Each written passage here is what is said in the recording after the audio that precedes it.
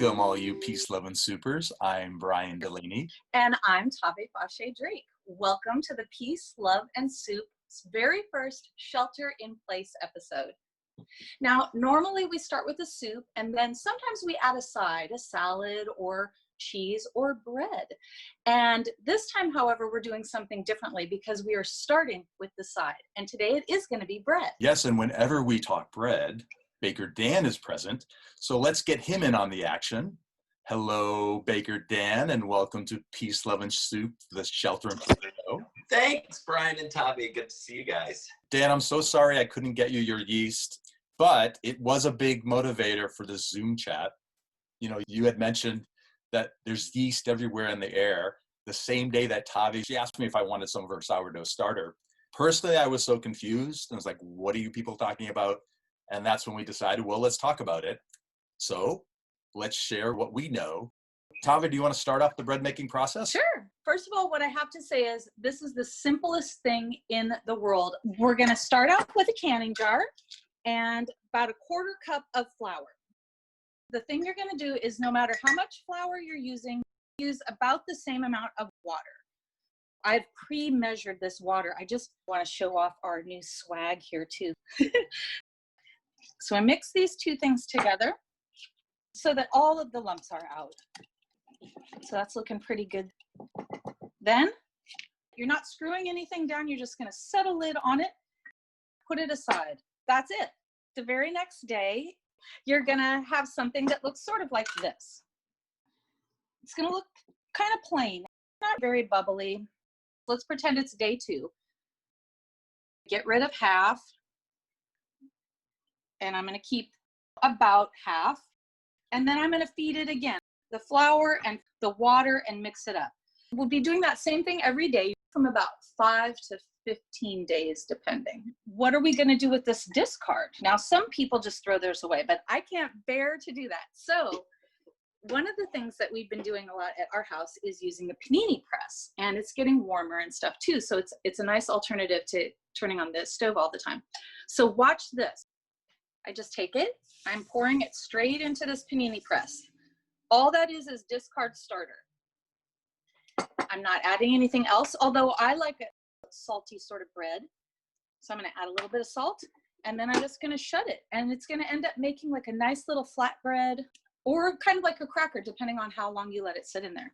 That's all of like 2 minutes, not even. Yeah, it's super easy, right? Look what we've got here. If you want it sort of like a flatbread, will that crisp up like a cracker? It will. I'll leave one of those in here and we'll pull it out a little later. But you can do that anytime early on with starter that's not ripe enough to make bread with.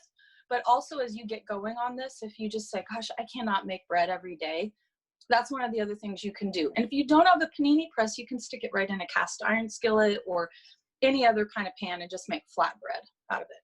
So how you'll know that it's done, your starter mother, it's going to start looking like this, double or triple, getting really ripe. Wow. Stuff starts getting a nice smell to it, a little bit sweet, a little bit alcoholic, depending on how warm the area you live in is and how warm your home is. That's awesome. You see all the bubbles in there? So that's when you know, oh gosh, I can actually make bread out of this now. I like to keep a half cup. I'm going to eyeball it. About that much. Baking with one hand, that's what we should call it. Yeah, it's a good skill to have. So we set that aside, and now this is our mother, and we always want to tend our mother well. I've put some hash lines on here. Let's say this is about how much starter you had left. And then we're just going to add flour, and I do it straight into my container. So just going to add it in, and I'm going to get flour till it's up to somewhere in that second line there, and then add water. The ratio is the amount of starter you've got, add the same amount of flour and the same amount of water, and then you're just going to mix it up really nicely, just like we did earlier when we were starting out. Get all of the clumps of flour out. Personally, when I feed mine on the countertop, it is about equal parts flour and water. But while they recommend you do the quantity that is in the jar, you can feed it less. and keep it alive. That's interesting. Cool. See, it's looking pretty good. I'm going to set the mother to the side. Again, I'm just barely going to set that lid on top of it. And I'm going to let that sit until tomorrow. See that? Mm-hmm. Mm-hmm.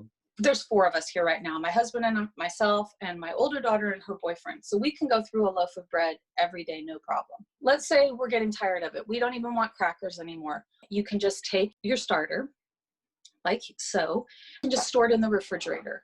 What I do in those instances, I just write the date. It's hard to remember during COVID. You can't even remember what day of the week it is. Oh, I know. Okay, so we've got that. And then you can store it right in the refrigerator. And all you have to do when you're keeping it in the refrigerator is keep the lid a little bit ajar. Make sure you pull it out about once a week and feed it. Also, you could put some aside for friends. I've got a few of these waiting to go to some people, and they don't need a whole lot. So Cool. go to our website, peaceloveandsoup.com, and subscribe to our newsletter and put a note in. We could send you some stuff. And rate it and give it a great review. All right, getting back to this. This is our thing that we're going to make bread with today. Similar to if we were just feeding it, pour about the same amount of flour and water in. You'll notice I'm not even measuring. This is a very different thing than using yeast that you buy in the grocery store, which has to have just the right temperature and just the right timing. Sourdough is so natural and forgiving. Yeah. My process is a lot like yours, Tavé. I'm a little bit more regimented. I like to measure, and I like to do that because I like to recreate and then change what I've created and know what I did the last time. Thanks, Baker Dan. That's good to know. Yes. But see, that's kind of looking really nice. Now, we'll just add some more flour and then salt. I did want to point out salt is important. It does a couple of things that are necessary for a good bread structure. It slows your fermentation, so it strengthens your dough, so you're going to get a better bounce back, and also adds flavor. Really? There we go. Because see how it's starting to pull away now from the sides of the wall? So hold on. Don't get seasick. It's a one-armed method. Ooh, it's like spin art. Yeah, maybe we should food color it and see what we got. So it's getting there. You need a little more flour. What's the final dough look like?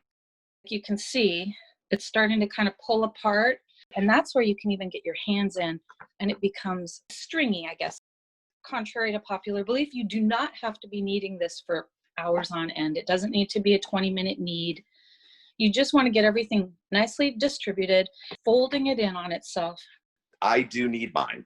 I need for about, depends on, there's no exact amount of time, when you can stretch it and get the window pane. Huh. I think you can see right now it's pretty dang close.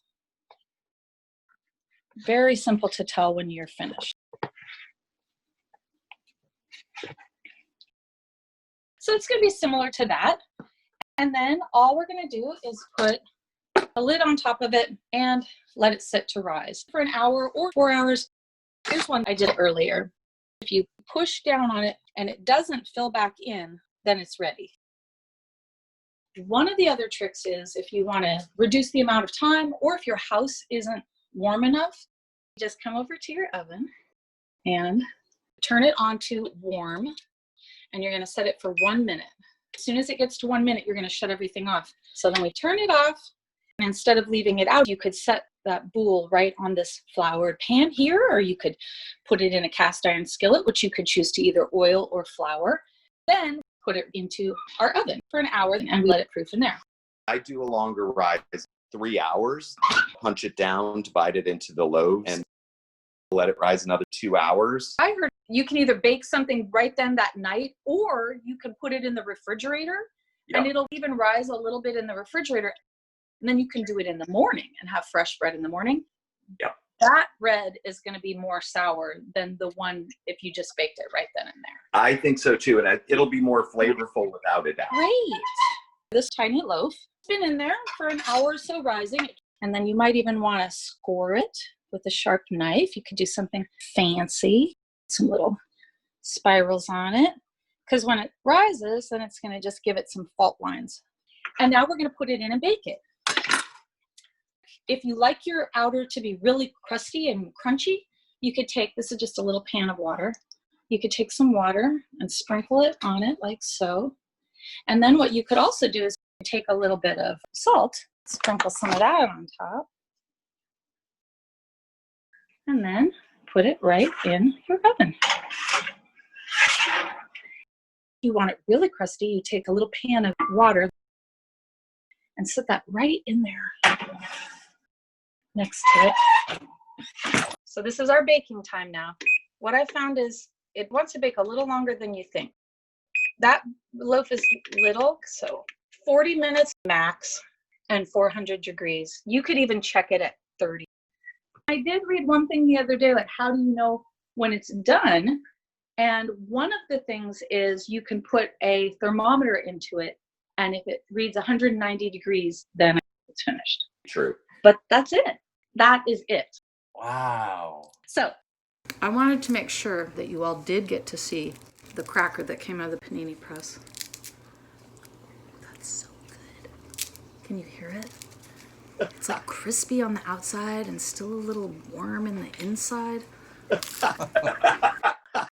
Baker Dan, I'd love to hear your methods. All right. I'm going to even mute myself and pay really good attention. Okay, let's do it. I tend to make two different shapes. I'm going to flip my camera just to show you guys a little bit. I like to do a loaf. It's easy to pop right in the freezer afterwards. I just want to say you have a beautiful kitchen, Baker Dan. Oh, thank you. This was a long remodel. Wow. So this is the starter that I work on every day. It's a lot like Tavé's. I have it loosely covered. Your starter can change over time. You can get one from a friend and it'll start off tasting and smelling considerably different than it might after a week in your home, because the cultures in the air, the microbes that are in the yeast are settling into your starter and it will affect it. Baker Dan, I want you to turn your camera around so we can see your handsome face. Oh.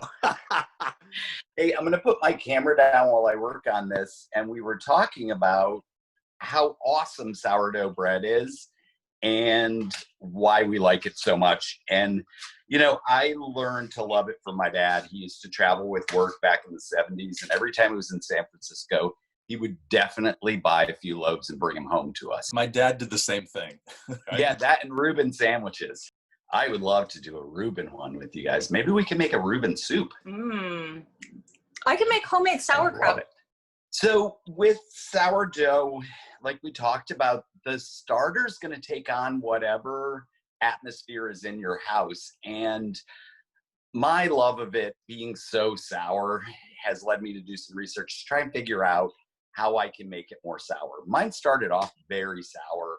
It translated into a nice bread that you could really taste that sour tartness to. And I came upon a couple of things that really seem to help emphasize that sourness. One is you can add a little bit of rye to your starter, half rye, half white, or even some whole wheat flour seems to really help enhance that flavor. But wait to do it until your starter's already up and running and you've gotten a loaf out of it. Once it gets going, it really doesn't seem to need that much attention. And I found that by starving it, letting it go a day or even two between feedings actually intensifies that fermentation process, creates more alcohol, and actually adds to the tanginess as well. So I often skip 2 days, 3 days between baking. I can wait a week even.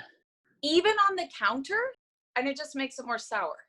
It does, and it gets right back up and going. You'll see that it'll separate a little and you'll start to get that brown liquid on top, which is actually the alcohol that's created in the fermentation process.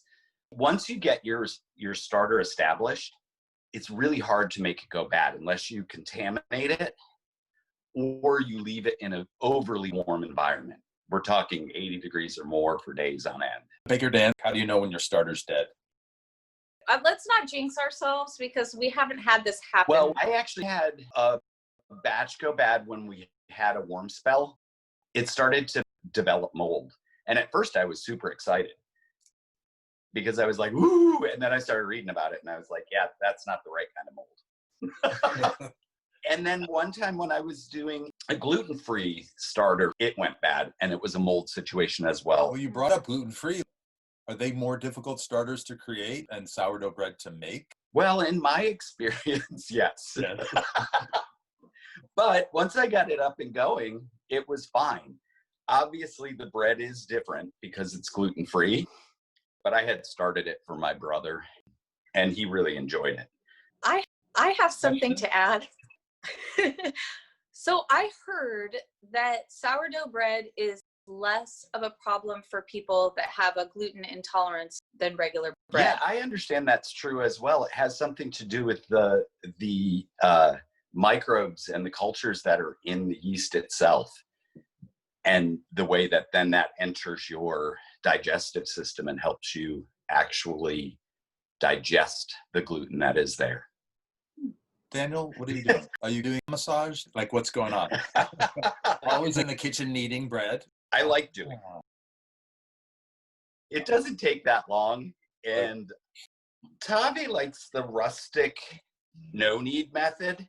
Yes. I prefer to knead my bread. Really just trying to get it to the point where it starts to not stick to the surface and it becomes stretchy and elastic. And that's building up that gluten strand that makes it so chewy, delicious, creates the air pockets. Okay. I mean, pretty much all home-baked bread's great bread, right? Yeah. All Yeah. tastes good. Whether it's rustic or somebody went to the trouble to make it like a baker would. Yeah. Especially just warm out of the oven. I love it. It's helped me pack on some COVID pounds. I have a question, Baker Dan. When you do your open houses, because you're in the real estate market, do you go early and bake bread so there's a smell of fresh bread in the air? Is that how you sell your homes? I don't, but I think that's a great idea. Any of my clients, I'm happy if you do that before we have an open. That could be your thing. You could take Baker Dan beyond peace, love, and soup. Just saying, That's true. Baker Dan, you mentioned something about a window method when I was kneading, and I don't know what that is. Could you show that for us? Absolutely. We're about there on this slope I'm kneading. And when you take the dough and it's not kneaded enough, it'll tear. And so this essentially is what you want to have happen, where it can get very thin before it actually starts tearing. Oh. So my hands are kind of sticky here. It's hard to show you, but I can see through it before it starts tearing. Thin. Well, it's translucent, Mm-hmm. right? That lets you know that you've kind of built up those gluten strands to be what I consider the perfect loaf. And they call it the window pane effect. Because you can see through it like a window. That is wild. Yeah. With this kind of bread and the length that you prove it, it doesn't really have to get 100% to the glutinous stand. Huh. That's good to know. That glutinous strain. That's not right. You know what I mean. That just makes me think of gluteus maximus. That's if we were baking sourdough buns. Hey, check it out. Ooh. It's going to rise. What? That's great. Wow. And then, let me show you something else. Look what my wife got me. It's the classic proofing basket. Oh. So you know how loaves of bread have those full circles across the top of the loaf of bread? It comes from proving it in one of these baskets. And I also got a baguette tray. Ooh. That's what you use to form your baguettes in the second rise. Mm. Wowee. Wowee. Those are fancy gifts. They are. Baker Dan always has a little trick up his sleeve. And I have another question, Baker Dan. You mentioned proofing. Is proving or proofing, is there a correct way to say that, like term, or is it like tomato? It's really up to the person. I actually looked it up trying to figure this out a couple months ago. And it happened because I was watching a baking video on YouTube and I was like, is it proof or is it prove? And apparently you can say either. There are a myriad of explanations on the great wide world of the web to explain why it would be one over the other. And quite frankly, I realized I sort of use them interchangeably. I was just going to say that there are different ways you can use the word myriad also. Yeah. So originally it was myriad would be countless, right? There's countless ways of making bread. There's myriad ways of making bread. But somehow through people misusing it as if it were the word number, like a number of, a Right. myriad of, it became a myriad of ways of making bread. And so because it was misused so often, now either can be used in common parlance. I like it. I would like to add, did you know that since 1849, the Boudin Bakery of San Francisco has been using the same sourdough culture, which they call a mother dough, for making their famous bread recipe? So important is their mother dough that it was historically saved by Louis Boudin during the Great San Francisco earthquake of 1906. Did you know that? I didn't. Wow, I did not know that. But did you know the slits that are on the top of a bread loaf originated by bakers in Europe distinguishing their specific loaf of breads from other bakers' breads? It was a way to ensure that the quality for their customer was there. Not only is that a cool thing, but it actually has a practical purpose as well. It does give your bread direction to rise when it's in the oven. Without those slits, you run the risk of having bulges out the side of a loaf in a weird direction. So this contains the growth in that last push of a rise. Interesting. And it's almost like a signature or like a trademark. Exactly. But also kind of like tagging or like branding something. It is. I got a special tool that's specifically meant for bakers to be able to make the slits on the top of loaves. Well, fellas, did you know What? that this is actually a soup podcast? Yeah. And some of our listeners wrote in and shared with us their favorite kind of soup to have with sourdough. And Rose in New York City and Afa in Portland agree that it is split pea that is the best paired with sourdough bread. Lucinda, however, prefers a vegan tomato soup. And then Kevin says that the very best way is alongside mussels in garlic tomato broth soup, the way they serve it in Toronto. That sounds delicious.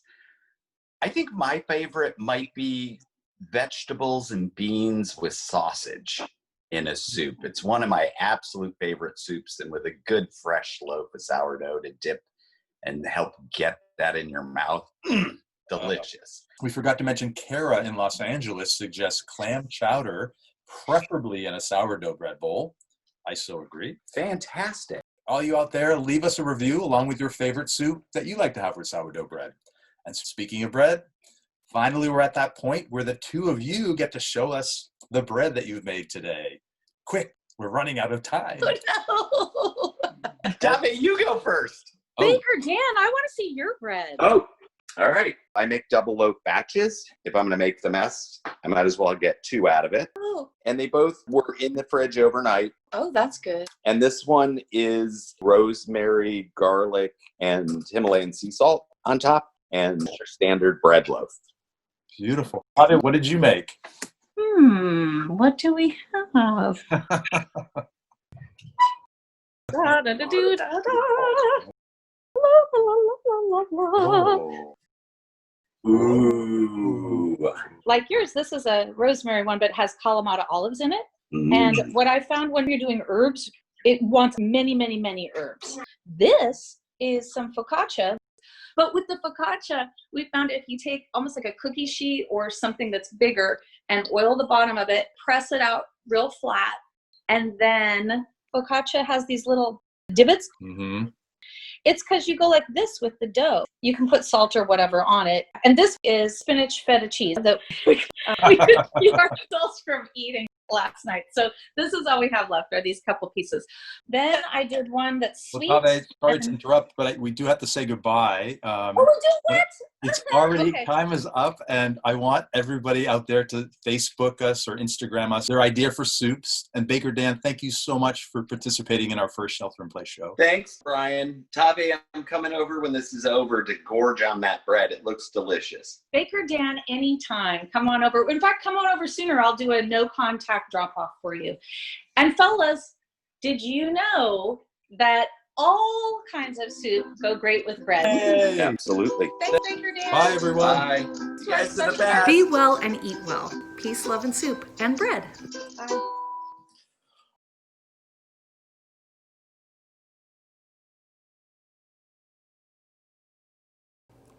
Oh wait, what? Is it filming?